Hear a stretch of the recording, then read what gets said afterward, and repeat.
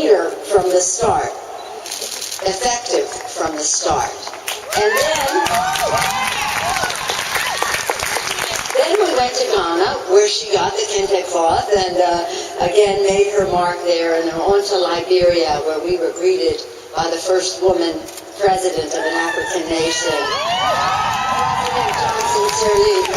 And then we welcomed her to Congress. So that is to say that the poorest women in the world, the highest ranking women in the world, all have a connection on behalf of all women, and indeed on behalf of all people. And Barbara Lee has been a champion across the board for peace, for human rights, for a better way of getting things done. I couldn't be prouder than to join her here today and have her introduce me. She is a great, great leader in the Congress of the United States. Thank you, Mills College, for your contribution to her success.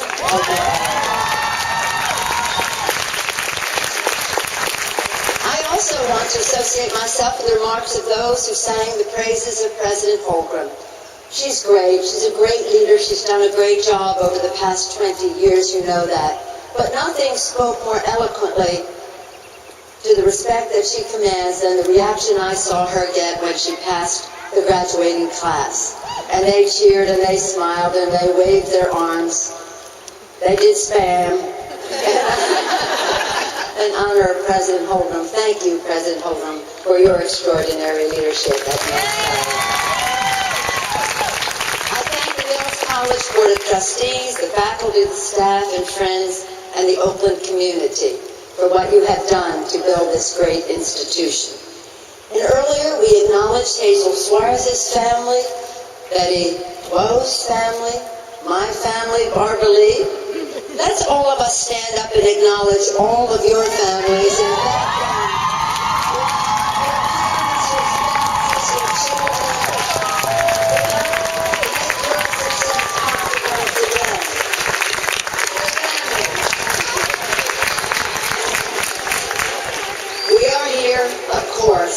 To congratulate, salute, and wish well the class of 2010 of Mills College.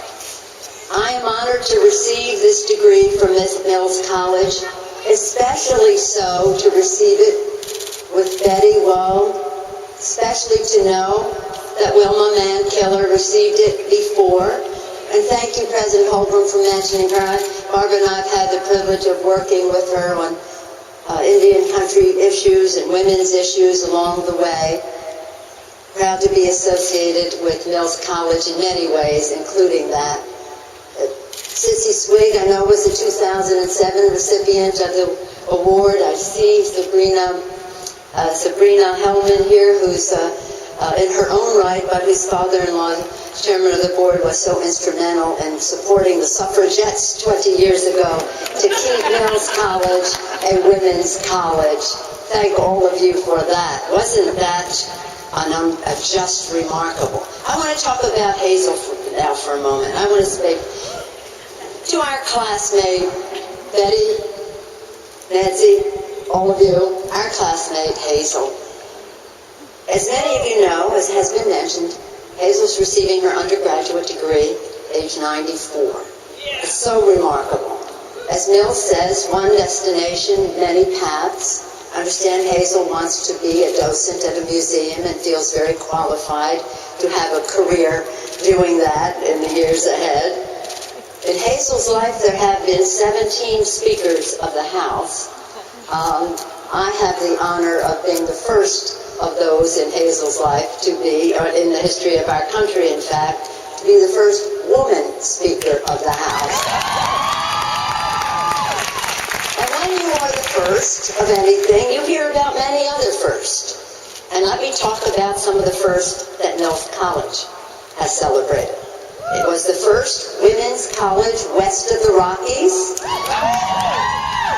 The first women's college to offer a computer science major. Science, I thought you went over there. The first business school in the West for women. The first and only women's college to reverse its decision to accept men and to stay a women's college.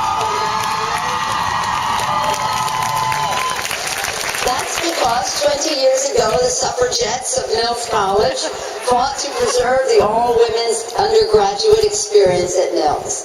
They fought, they won, they made a difference. And now they welcome men into the graduate program. Not the undergraduate, but the graduate. As Barbara mentioned, I understand the importance of women's education, all women at an all-women's college. I went to Trinity College. It was the oldest Catholic women's college in the country. Not as old as Mills College, though, I don't think. I think you were there first as a women's college.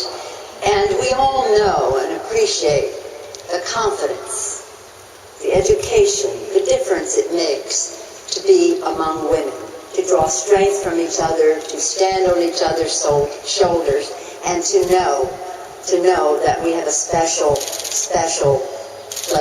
role to play. My path to this, as honoring again your motto, one destination, many paths. My path to the Speaker's office was not a planned one. I was married after college. This was another era, decades ago. And after I had 5 children in 6 years, the day I brought my baby home from the hospital, my 5th child, my oldest child was turning 6 that week. Another era, a long time ago. Well, when you raise 5 children who are born in 6 years and you get them off to school, you think you can do anything. And so, while, as I say, my path to the Speaker's office was not a planned one. In fact, I was rather shy. I never really, even though I was active in politics, I never intended to seek public office myself. And I tell you this story because I want you to know that you can do anything you set out to do, and you can do it differently from anyone else, because there is no one like you. No one like you. When a woman, Congresswoman Sala Burton, whom Barbara Lee knew very well, was her friend, she was sick, and she insisted that I would run for Congress when there was a vacancy in that seat. And it was a woman promoting a woman. Now, again, I had to pray over this decision. I had never even thought about running for Congress or public office. I've discussed it with my husband. I prayed over it. But I had one issue. 4 of my children, our children were already in college. One was going into senior year in high school. So I went to my baby Alexandra, teenager, and said, Alexandra, Mommy, that's what I was called. Now, Mimi is a grandmother, but Mommy has an opportunity to run for Congress. It would be better if it were a year from now and you are already in college. So I hesitate to go down this path. But I've been praying over this, and I want to know what you think. Any decision is okay.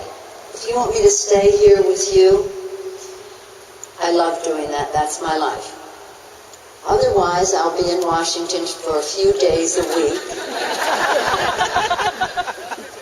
But I just want to know what you think.